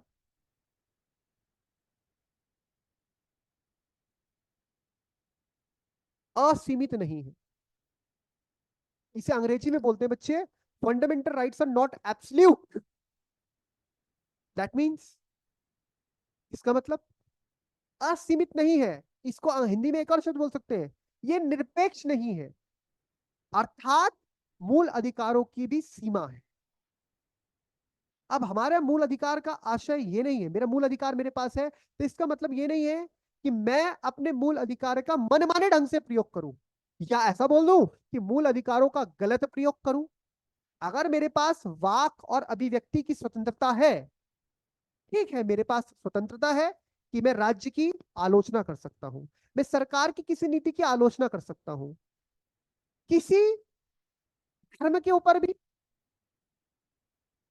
या किसी विषय के ऊपर कानून के ऊपर, न्यायालय के जजमेंट के ऊपर भी टिप्पणी कर सकते हैं, कोई रोक नहीं है, करिए। लेकिन कुछ ऐसा मत करिए, ऐसा मत करिए कि आपके वचन से या आपके कृत्य से किसी दूसरे की भावना आहत होती है। अब दो तरीके से हो सकता है, ऐसा तो हमेशा होगा कि कोई एक पक्ष मानता है और कोई दूसरा पक्ष मानता है, और वो जब भी कुछ बोलेगा, मान लीजिए मैं नरेंद्र मोदी सरकार की हमेशा तारीफ करता रहूं, तो जो पक्ष उनके संबंध में ऐसा विचार रखता है कि ये शासन सही नहीं है, तो वो तो क्या बोलेगा, मुझे भक्त बोल देगा, भक्त बोल देगा, मतलब ऐसा ही तो बोलेगा वो अपने विचार से। या मैं बोलूं कि सरकार तो बिल्कुल ही बेकार है, 10 सालों से कुछ, तो फिर तो वो वाले बोलेंगे ये देखो क्या ये चमचा है। आलोचना तो होती है, और उसको इतना ज्यादा सीरियस भी लेना नहीं चाहिए। ये तो हम सीखते हैं किनसे, बड़े बड़े सेलिब्रिटीज और बड़े, वो बेचारी एक 10वीं उत्तर प्रदेश बोर्ड की एक लड़की ने परीक्षा पास की, और उसको कुछ हार्मोनल जेनेटिक कुछ प्रॉब्लम होगी, उसके थोड़े दाढ़ी वाड़ी मूछ मूछ आ रखा था, एक लड़की, और लोग उसके पीछे पड़ गए, ट्रोल कर दिया उसको। अरे उत्तर प्रदेश और की तो है उसका वो, फेसबुक में डाल उत्तर दो, प्रदेश की उसका अब, सर हाँ, प्राची निगम जी फर्स्ट हाँ रैंक आई है, प्राची। तो उसके हल्की हल्की सी मूछें हैं, तो लोग उसको ट्रोल कर रहे हैं। अब वो तो जो बायोलॉजिकल बात है, टेस्टोस्टेरोन एस्ट्रोजन, अब टेस्टोस्टेरोन तो महिलाओं में भी होता है, पुरुषों में ज्यादा होता है टेस्टोस्टेरोन जो हमारा सेक्स हार्मोन है, महिलाओं के लिए एस्ट्रोजन अब वो कम ज्यादा हो जाता है, तो पुरुषों में भी तो जाता है, कहीं एस्ट्रोजन बढ़ जाता है, किसी की आवाज थोड़ी लड़की जैसी हो जाती है, नहीं हो जाती थोड़ा बहुत, तो अब वो तो प्राकृतिक है ना, उसमें इंसान क्या करे। पर उस चीज को, उसका वो नहीं देख रहे कि वो कितना, उत्तर प्रदेश जैसा कठिन board, UP board is one of the toughest board in the country, तो लोग आलोचना तो, लोगों का तो काम है बोलना, लेकिन आप जी सर, तथ्यात्मक किसी की आलोचना भारत कर रहे देश में सर ना, सर सर मैं एक बात कहना चाहता हूँ कि अपने भारत देश में हैं।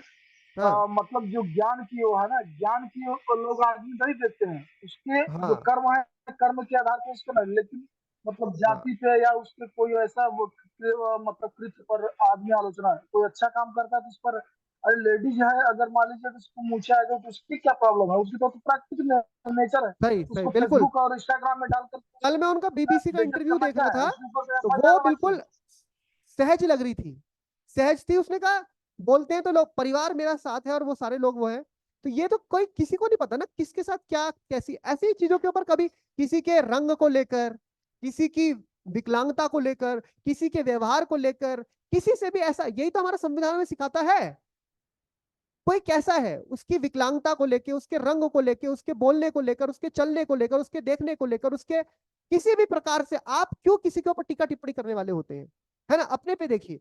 तो लेकिन हमें आलोचना करने का अधिकार है, किस बात पर, किसी ने कोई पक्ष रखा विचार, कोई चीज पॉजिटिव है कोई नेगेटिव है, किसी व्यक्ति के ऊपर टिप्पणी की बात नहीं हो रही है, व्यक्ति के ऊपर वैसी टिप्पणी कैसी बात हो रही है कि आपने कोई विचार रखा, आपकी कोई नीति है, पॉलिसी है गवर्नमेंट की, आप उसके ऊपर टीका टिप्पणी कर सकते हैं, लेकिन सही तथ्यों को समझेंगे, परखेंगे। पर आप कोई ऐसी अपनी बात अभिव्यक्त करते हैं, वाचिक हो सकती है, बोल के करा हो, कोई दृश्य, कोई चलचित्र, जिससे कि समुदाय विशेष या धर्म विशेष की भावनाएं आहत होती हो, तो आपको उस चीज को ध्यान रखना है। अर्थात आपके पास मौलिक अधिकार के तहत स्वतंत्रता है, लेकिन स्वतंत्रता जो भी है, अधिकार जो भी है, वो असीमित नहीं है। सरकार, स्टेट उनके ऊपर युक्ति युक्त प्रतिबंध लगा सकता है। तो आप ये मत भूलिए कि आप एक जिम्मेदार नागरिक भी हैं। आप भारत के नागरिक हैं, आपके पास अधिकार है, बहुत अच्छी बात है, लेकिन आप एक जिम्मेदार नागरिक हैं। नागरिक और जिम्मेदार नागरिक में अंतर होता है। जिम्मेदार मतलब responsible, you have to respect everyone, every individual, every religion, every sect.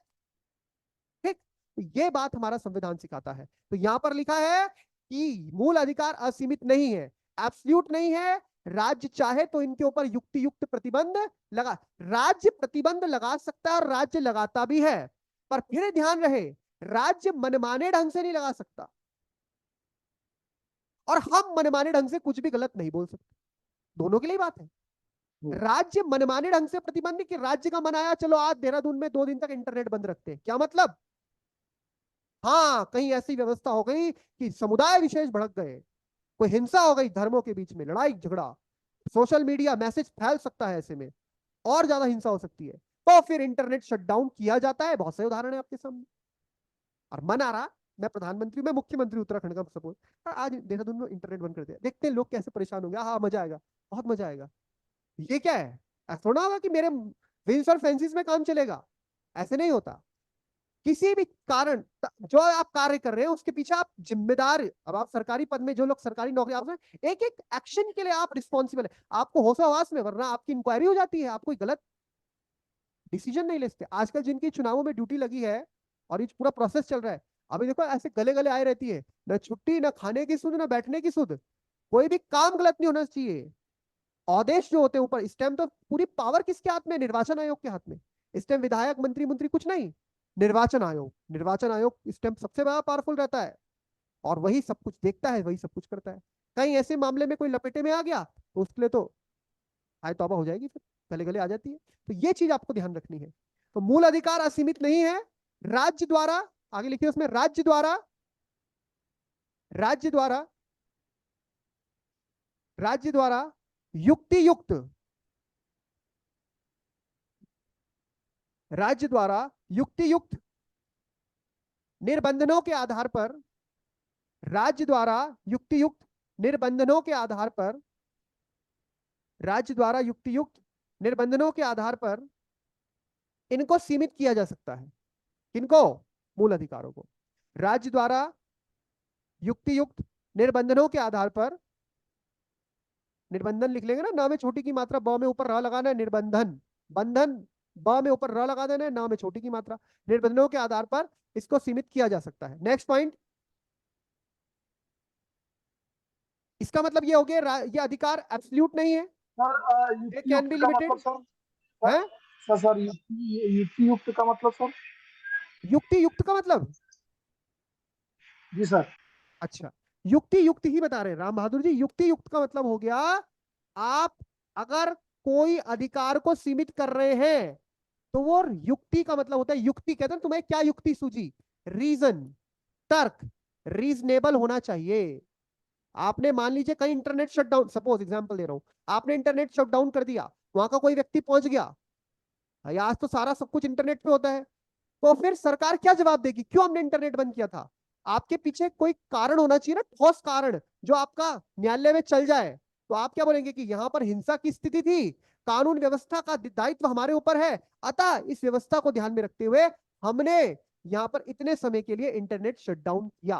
तो अब आपके पीछे ठोस आधार है, यानी युक्ति लगाई, आपने दिमाग लगाया, सोच समझ के फैसला लिया, उसी को बोलते हैं युक्ति युक्त, रीजनेबल रिस्ट्रिक्शन। मनमाना, युक्ति युक्त का अपोजिट होता है मनमाना। मनमाने ढंग से रिस्ट्रिक्शन नहीं लगा सकते, मनमाने ढंग से अधिकार को सीमित नहीं कर सकते, ठोस कारण है तो ही आप अधिकार को सीमित कर सकते हैं। लेकिन वो भी तब तक जब तक कि वो समस्या बनी हुई है, वो समस्या का समाधान होता है तो आपको स्थिति को नॉर्मल करना पड़ेगा। नेक्स्ट पॉइंट, यह अधिकार स्थायी नहीं है, यह अधिकार स्थायी नहीं है।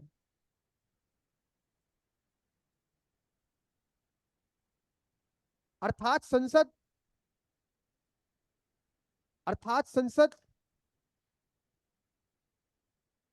अनुच्छेद 368 के अंतर्गत, अर्थात संसद अनुच्छेद 368 के अंतर्गत संविधान संशोधन की शक्ति के माध्यम से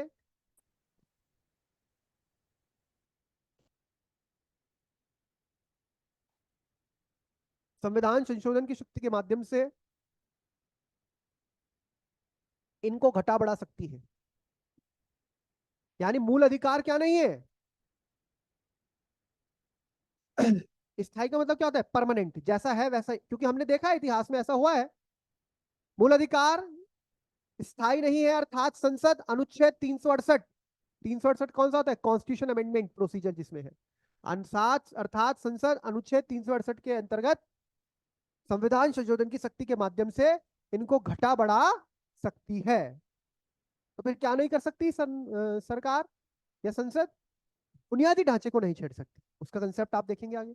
नेक्स्ट देखिए, राष्ट्रीय आपातकाल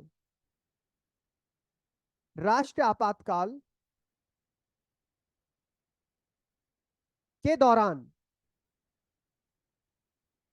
राष्ट्रीय आपातकाल के दौरान अनुच्छेद,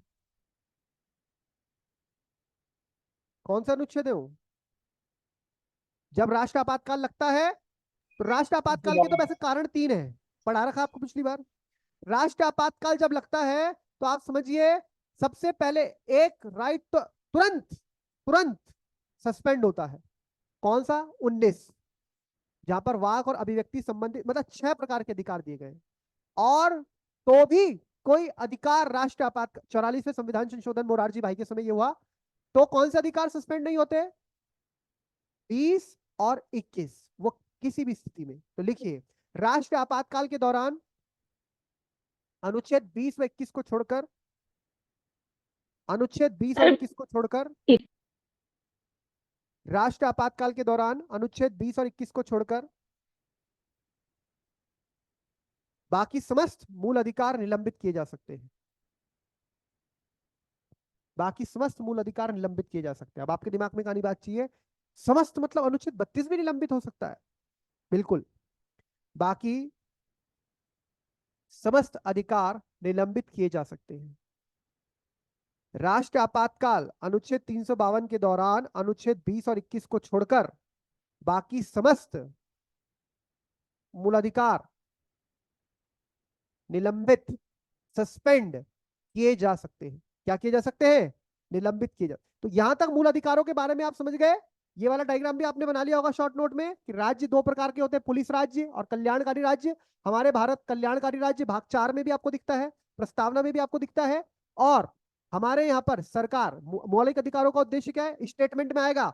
मौलिक अधिकार क्या करता है, मौलिक अधिकार सीमित सरकार क्या करता है, सीमित सरकार, सीमित सरकार। तो अगर कहीं हम लिख का आ जाए कि मूल अधिकारों का एक उद्देश्य ये भी है कि एक सीमित सरकार हो, तो बिल्कुल बात सही है। मूल अधिकार का उद्देश्य ये भी है कि कानून की स्थापना हो, तो बात सही है। यानी कि कानून का शासन ये भी मूल अधिकार सुनिश्चित करता है।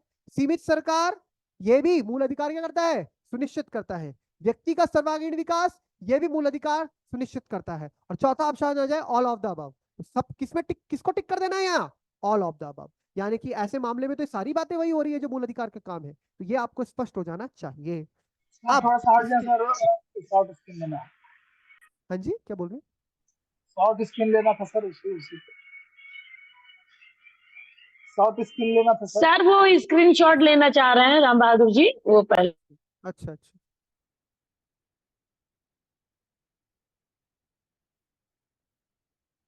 ले लिया बेटा। Okay sir, okay. चलिए अब आ जाइए सीधा,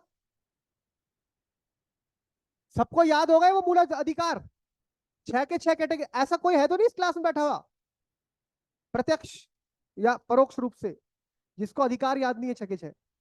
हाँ बेटे, याद है? ऐसे ऐसे क्या कर रहे हो, याद है कि नहीं है? ठीक है, आपको याद है,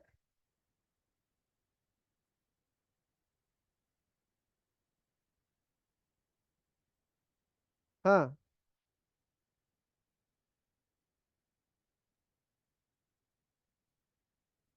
चलिए इधर देखिएगा जरा, फटाफट देखिएगा।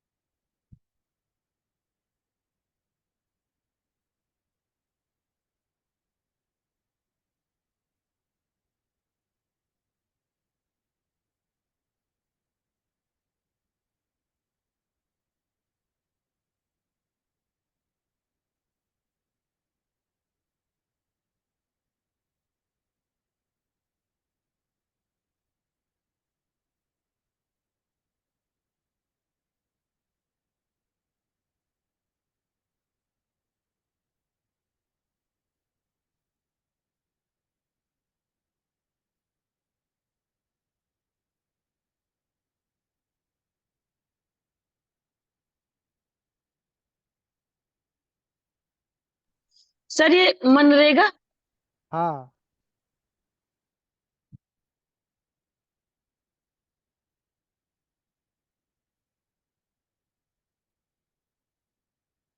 सर बोले कुछ नहीं एक सेकंड तो। एक सेकंड है, मैं लिख देता हूँ। हाँ बोलो बोलो, आप बोलो, कुछ बोलना चाह रहे थे।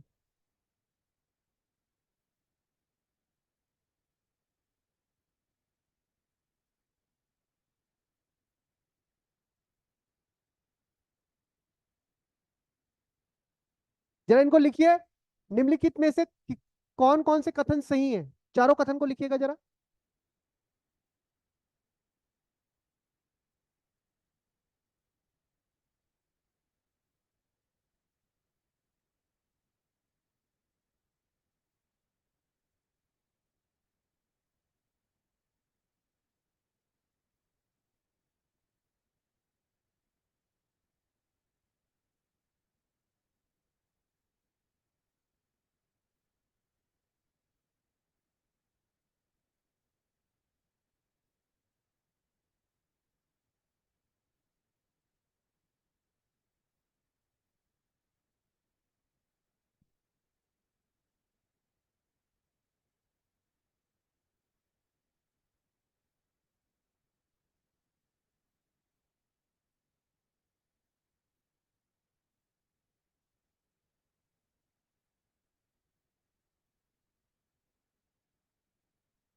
क्या खाते हो, तंबाकू? क्या है ये?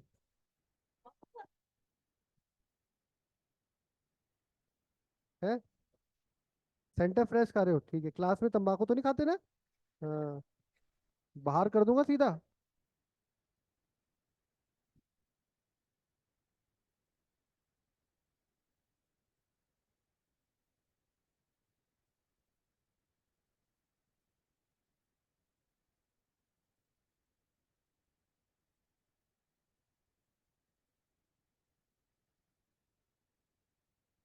आजकल तो जमाना ऐसे उल्टा ही आ रखा है, नहीं आ रखा है? वहां देखो, क्रिकेटर्स वगैरह आजकल क्या सिखा रहे हैं, कहाँ कहाँ पैसे लगाओ। हम्म, है? एक्टर क्या सिखा रहे हैं, क्या खाओ।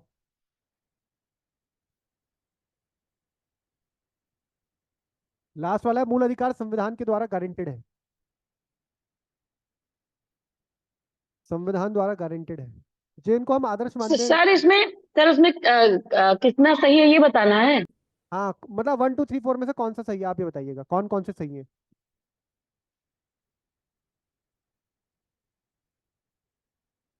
जल्दी तुरंत। सर थर्ड में क्या लिखा अ, हुआ है? थर्ड में लिखा है, मनरेगा के सर तहत 2 और प्राप्त 4। रोजगार 100 दिन का एक मौलिक अधिकार है। सर 1 2 क्या होता 4। है सर? सही कौन से हैं इनमें से और गलत कौन से हैं? लास्ट में लिखा है कि मूल अधिकार संविधान के द्वारा गारंटेड है। जी सर। सर 2 और 4। होता है सर। 2 और 4 सही है। सर संविधान के द्वारा हमें प्रदान किया गया तो गारंटी तो है ही है।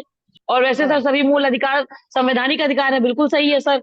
ये तो नहीं कह सकते सभी संवैधानिक अधिकार हमारे मूल अधिकार, ये नहीं, सभी मूल अधिकार संवैधानिक अधिकार के अंतर्गत आते हैं जी। देखिए, सभी संवैधानिक अधिकार मूल अधिकार हैं, ये बात गलत है। क्यों क्यों गलत है? क्योंकि सभी मूल अधिकार संवैधानिक अधिकार हैं, क्योंकि ये बात सही है। क्या मतलब है? मूल अधिकार बड़ी चीज है कि संवैधानिक अधिकार? संविधान ये पूरा है और मूल अधिकार भाग 3 है केवल। जी संविधान भाग पूरा तीन है और वो जी। भाग तीन किस में आ रहा है? संविधान में आ रहा है। तो मूल अधिकार भाग 3 में है, और मूल अधिकार का जो भाग 3 है वो संविधान के अंदर है। तो मूल अधिकार, सारे मूल अधिकार संवैधानिक अधिकार तो ऑटोमेटिकली होंगे ही होंगे।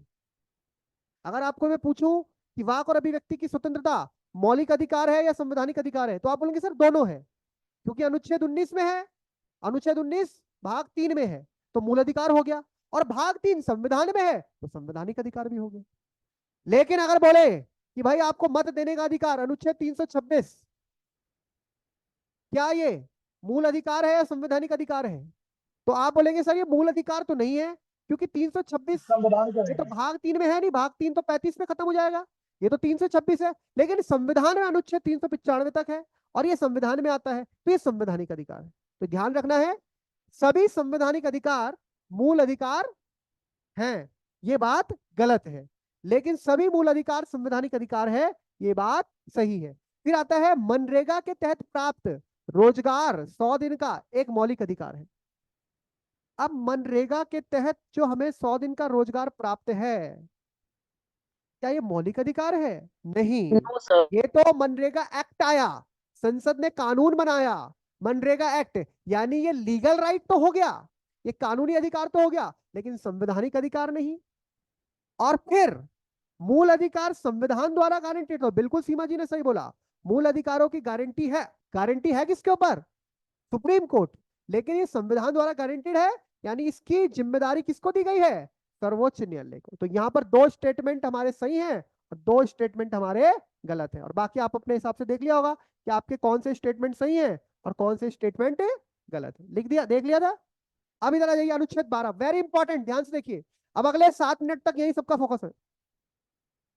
मूल अधिकार अनुच्छेद 12 से शुरू हो रहे हैं। मूल अधिकार हमें किससे बचा रहे हैं?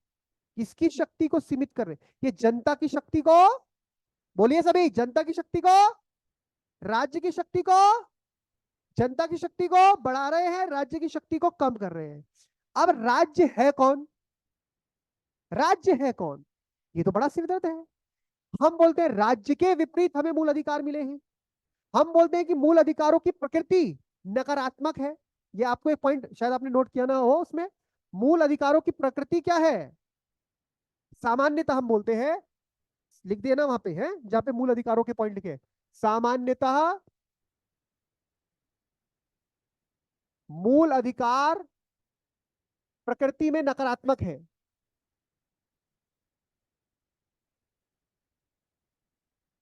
सामान्यतः मूल अधिकार प्रकृति में नकारात्मक है। नकारात्मक मतलब, नकारात्मक किसे बोलेंगे? नेगेटिव।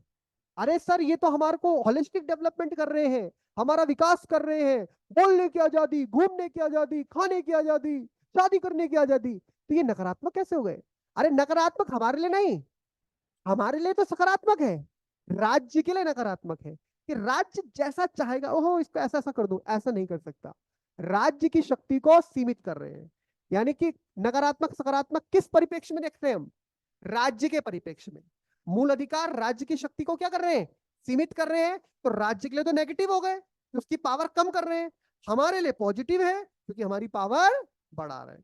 ठीक है, तो ध्यान रखिए, यह अनुच्छेद 12 जो है ये राज्य बता रहा है आपको। अब राज्य, एक तो राज्य हमने जो पॉलिटिकल साइंस वाला राज्य देखा, देश।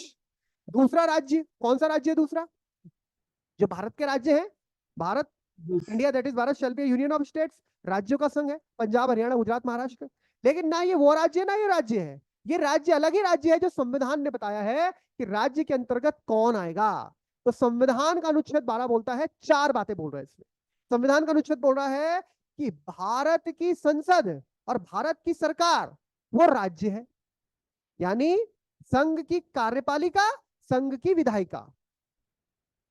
विधायिका हो गई संसद, कार्यपालिका हो गई सरकार, भारत सरकार।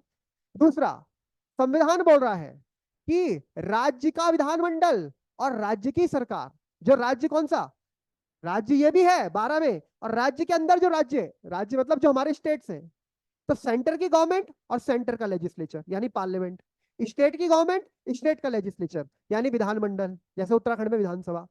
तीसरा, आपकी स्थानीय जो प्रशासन है, यानी कि आपका जो लोकल अथॉरिटी है, स्थानीय समझते हैं, लोकल अथॉरिटी और अदर अथॉरिटी, अन्य जो आपकी प्राधिकरण है, ये सब किसमें आएंगे? चार आ गए, संघ सरकार, संघ की संसद, राज्य सरकार और राज्य का विधानमंडल, स्थानीय प्राधिकरण और जो आपका अन्य अदर। अब देखिए यहां पर लिखा है, यह अनुच्छेद राज्य शब्द को परिभाषित करता है जिसका उल्लेख भारतीय संविधान के भाग 3 के अर्थात मौलिक अधिकारों में दिया गया है। तो अनुच्छेद 12 में राज्य है। अनुच्छेद 12 के तहत राज्य क्या है? भारत की सरकार और भारत की संसद, सेंटर का लेजिस्लेचर भी, एग्जीक्यूटिव भी। लेजिस्लेचर का काम क्या है? कानून बनाना। संसद का काम है कानून बनाना। एग्जीक्यूटिव का काम क्या है? उस कानून का पालन करवाना, आदेश देना, एग्जीक्यूशन करना। तो सरकार यानी मोदी सरकार प्लस संसद यानी हमारी पार्लियामेंट, ये राज्य का पार्ट है, plus government and parliament of government and, ये तो इंग्लिश हो गया, राज्यों की सरकार और राज्यों की विधायिका, स्टेट गवर्नमेंट, सारी स्टेट गवर्नमेंट जितनी भी स्टेट है, उत्तराखंड सरकार, पंजाब सरकार, गुजरात सरकार, महाराष्ट्र सरकार, तमिलनाडु सरकार, नागालैंड सरकार, कोई भी सरकार, राज्य की सरकार और राज्य का विधानमंडल। जैसे उत्तर प्रदेश में विधानसभा विधान परिषद, उत्तराखंड में विधानसभा, तो राज्य का लेजिस्लेचर है वो भी राज्य है। राज्य में संघ की सरकार और संघ की संसद है, राज्य में राज्य की सरकार और राज्य का विधानमंडल है। ये तो दो क्लियर हो गए। फिर भारत क्षेत्र के भीतर कौन? स्थानीय और अन्य प्राधिकरण। स्थानीय प्राधिकरण मतलब, स्थानीय प्राधिकरण से हमारा क्या आशय है? स्थानीय प्राधिकरण से मतलब लोकल लेवल पर जो आपका म्युनिसिपल कॉर्पोरेशन है, डिस्ट्रिक्ट काउंसिल है, जिला बोर्ड, म्युनिसिपल कॉर्पोरेशन, समझते हैं, डेवलपमेंट बोर्ड्स, डेवलपमेंट काउंसिल्स, ये सब जब हम थर्ड टियर में आते हैं गवर्नमेंट के, यूनियन, संघ, राज्य, स्टेट, नीचे आ गए आप स्थानीय शासन, पंचायती राज और शहरों में नगर निकाय, ये जो है ये सब म्युनिसिपल कॉर्पोरेशन हो गया, नगर निगम, नगर पालिका होते हैं ना, ये आपके डेवलपमेंट काउंसिल्स होते हैं, ये सब स्थानीय है। ये भी सरकार है, ये भी क्या है? सरकार है। और सरकार मतलब राज्य है। और चौथा हो गया अन्य प्राधिकरण। अन्य प्राधिकरण मतलब अदर अथॉरिटी। तो चार चीजें हैं यहाँ पे, पहले तो दिमाग में बिठाना है। संघ का सरकार भी और संघ की संसद भी, राज्य की सरकार भी और राज्य का विधानमंडल भी, अन्य वो स्थानीय प्राधिकरण, लोकल। लोकल कौन सा हो गया? जो आपका स्थानीय है, जिसमें आपका म्युनिसिपल कॉर्पोरेशन आ गया, डेवलपमेंट बोर्ड आ गए, डिस्ट्रिक्ट बोर्ड आ गया। ये चौथा है अन्य, ये वेग टर्म है। वेग में मतलब अन्य प्राधिकरण। अब अन्य प्राधिकरण में कौन आएगा?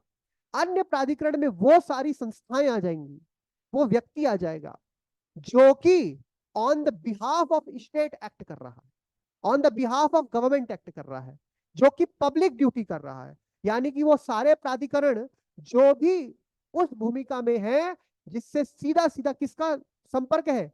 जनता का। और वो किस भूमिका में है? राज्य के किसी ऑर्गन के तौर पे। क्योंकि आज के समय ज्यादातर काम आउटसोर्स होता है। आज के समय ज्यादातर काम क्या हो जाता है? आउटसोर्स कर दिया जाता है। तो आउटसोर्सिंग जब हो रही है तो उसमें कोई प्राइवेट कंपनी हो सकती है, लेकिन उस कंपनी को टेंडर या उस कंपनी को जिम्मेदारी, उस कंपनी को पैसा तो राज्य दे रहा है। तो ऐसे समय पे वो भी राज्य की परिधि के अंतर्गत आ जाएगी। आ गई बात समझ में? यानी जैसे आपका LIC है, आपका भेल है, आपका गेल है, ये सब गवर्नमेंट की कंपनी, इंडियन रेलवेज है, सब गवर्नमेंट की कंपनी है। तो सब कुछ जो गवर्नमेंट के रोल पर काम कर रहा है, गवर्नमेंट की अथॉरिटी के तौर पर, ठीक, को वो डायरेक्ट गवर्नमेंट का पार्ट ना होके अगर सब्सिडरी भी है या उसको कोई टेंडर मिला है, काम उसका ऐसा है जैसे दिल्ली मेट्रो में आप देखते हो, दिल्ली मेट्रो का संचालन हो रहा है, तो दिल्ली मेट्रो का संचालन सीधा सरकार कर रही है, ये सरकार के द्वारा कोई प्राधिकरण कर रहा है, सरकार ने किसी को जिम्मेदारी दे रखी है, तो वो और दिल्ली मेट्रो बोल दे कल के दिन फलाना जाति के लोग इसमें डब्बे में नहीं बैठे, तो मूल अधिकार का उल्लंघन हो गया, तो वो प्राधिकरण भी फंस जाएगा। समझ रहे हैं आप? तो कहने का मतलब है हर वो संस्था, all local and other authorities with in the territory of, जो भारत सरकार की टेरिटरी के अंदर है, under the control of the government, और जिनके ऊपर सरकार का नियंत्रण है। आ गई बात समझ में?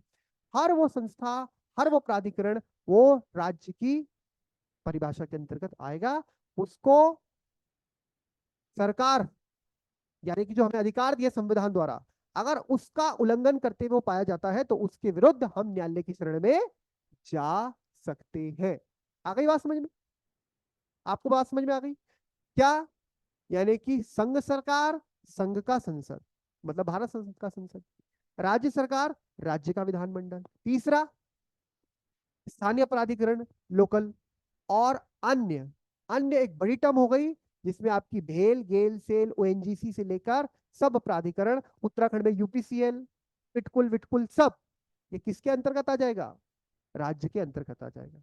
यानी इनको जो भी काम करना है वो ऐसा काम करना है कि फिर जो संविधान के तहत प्रावधान है उनका अनुपालन हो, अधिकारों की रक्षा हो, किसी के भी अधिकार से किसी को वंचित ना किया जाए। कोई ऐसी संस्था जो सरकार से फंड भी प्राप्त करती है, एड लेती है, एड अनुदान, अनुदान प्राप्त कर रही है, वो भी राज्य की परिधि में आएगी। वो पब्लिक ड्यूटी कर रही है, पब्लिक ड्यूटी मतलब लोगों के लिए, पब्लिक एट लार्ज के लिए काम कर रही है, वो भी राज्य की परिधि उसमें आएगी। अब कुछ कुछ टर्म्स में जब कंफ्यूजन होता है कि राज्य की परिधि में आएगा नहीं आएगा, कहां जाया जाता है? न्यायालय जाया जाता है, कि न्यायालय से पूछा जाता है। जैसे न्यायालय ने एक मामले में कहा था, बीसीसीआई को लेकर कहा था, board of control for cricket in India ना, कि बीसीसीआई राज्य का भाग नहीं है, BCCI board of control for cricket in India वो राज्य का भाग नहीं है। तो सामान्यतः कोई पब्लिक ड्यूटी में है तो वो राज्य का भाग है। कहीं कंफ्यूजन होती है तो फिर कोई नई टर्म आती है, कोई नई संस्था, तो फिर मामले पहुंचते हैं ऐसे न्यायालय में, फिर न्यायालय वहां परिभाषित करता है। तो ये आपको ध्यान रखना है, अनुच्छेद 12 के अंतर्गत राज्य की परिभाषा है। सुप्रीम कोर्ट के अनुसार कोई भी प्राइवेट कंपनी जो सरकार के साथ या सरकार के लिए काम करती है, जो आपको अभी मैंने बताया, वह भी अनुच्छेद 12 के अंतर्गत राज्य की परिभाषा में आएगी।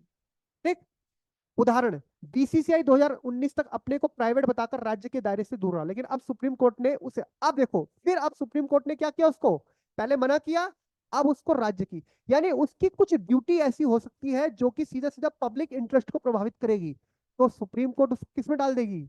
राज्य में डालेगी। तो ये ध्यान रखना है, लास्ट वाला जो टर्म है अन्य प्राधिकरण, वो बड़ा वेग है, क्या राज्य में आएगा क्या राज्य में नहीं आएगा। पहले लॉजिक आपको यही लगाना है कि क्या ये काम पब्लिक लेवल पर हो रहा है, पब्लिक के लिए हो रहा है, क्या इसको पैसा सरकार से मिल रहा है, सरकार ने आउटसोर्स किया है, तो ये सारी बातें। सुप्रीम कोर्ट ने उसे राज्य की परिभाषा में उपरोक्त निर्देशित किसी भी संस्था द्वारा की गई किसी भी प्रकार की कार्रवाई यदि व्यक्ति के मूलभूत अधिकार का उल्लंघन करती है तो वह व्यक्ति सीधा सर्वोच्च न्यायालय और उच्च न्यायालय में जाकर अपना अधिकार मांग सकता है, 32 और 226 के तहत। अब प्रश्न ये आता है, सर लेजिस्लेचर को आप ले आए, इसमें एग्जीक्यूटिव को ले आए, क्या जुडिशरी भी, न्यायपालिका भी राज्य में आती है?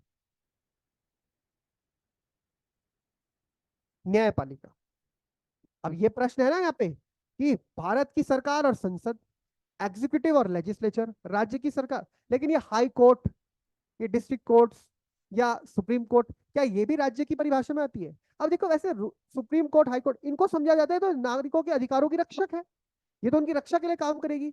लेकिन एक मामले में कोर्ट ने यह भी बोला कि देखो जुडिशरी के फंक्शन होते हैं दो तरह के, न्यायपालिका के दो तरह के काम होते हैं। कितने तरह के काम होते हैं?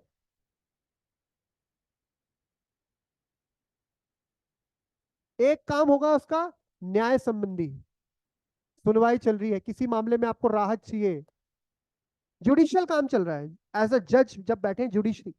एक होता है काम जो प्रशासनिक होता है, एडमिनिस्ट्रेटिव फंक्शन है। तो सुप्रीम कोर्ट ने स्पष्ट किया है कि न्यायपालिका अगर प्रशासनिक काम कर रही है, यानी प्रशासनिक हैसियत से काम कर रही है, तो एडमिनिस्ट्रेटिव वर्क में, तो उस टाइम पर उसको स्टेट कंसिडर किया जा सकता है। लेकिन जब जुडिशियल फंक्शन में होगी तो उसको स्टेट कंसिडर नहीं किया जाता। आ गई बात समझ में? तो यहां पर आपको समझना है राज्य क्या है। तो आपसे कभी पूछे, आप बोलते हैं कि मूल अधिकार राज्य के विरुद्ध हमें प्राप्त है, या आप बोलते हैं कि भाग 4 में राज्य के लिए नीति निषेध सिद्धांत है, तो ये राज्य है क्या, इसकी परिभाषा कहाँ है? तो आप क्या बोलेंगे? अनुच्छेद 12 में राज्य की परिभाषा है। और ध्यान रखिए, ये जो अनुच्छेद 12 में परिभाषा है ना, यही अनुच्छेद 36 में भी है। अनुच्छेद 36 अगले भाग का पहला अनुच्छेद है। भाग 4 में है राज्य के नीति निषेध सिद्धांत। तो भाग 4 में बताएंगे ना राज्य कौन है, वो बोलेंगे राज्य वही है जो अनुच्छेद 12 में। तो अनुच्छेद 12 बराबर अनुच्छेद 36, दोनों किससे बात कर रहे हैं? राज्य की। और राज्य वही है जो यहाँ पर आपको समझा दिया गया। इसी के साथ आज की क्लास समाप्त होती है। कल अनुच्छेद 13 और फिर आगे बढ़े। जय हिंद।